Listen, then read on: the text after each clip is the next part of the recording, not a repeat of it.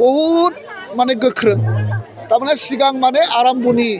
बै समनि नङा बै समावथ' बुंनांगौआनो गैयामोन थिग बेबादि परिबेसा दा फैफिनदों आरो रायजो राजानि बयनिबो माने बिबुंथिनिफ्राय जों बेखौनो बुजिनो हादों बे परिबर्तननि नामाव जेबो परिबर्तन जानो हाया परिबर्तन जेबो खालामनो हायाखै मोनखानाय थाखानाय जोंनि जिथुनाखि बिटिसि बेखौसो खोमानानै लाबाय थादों गतिके नैबे समाव प्रमद बर'नि जिथु परिबर्तन बे परिबर्तनखौ जोङो 3 बोसोरनि गेजेराव नुबाय आरो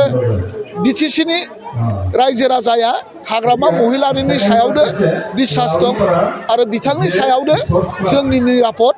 गतिके जोंनो हाग्रामाखौ नांगौ आरो थाबैनो हाग्रामा सरकार बानायनायनि जिथु रायजो राजानि दायित्व जिखुनु इलेक्सन फैया मानो एमपिआनो फै एमसिएलएआनो इलेक्सनानो फै बा जोंनि एमएलएनि भटआ फै बे भटआव सालाकाथि समस्ति हिसाबै जोङो 80% नांगौल' भट बुगोन आरो बे बुनायनि थाखाय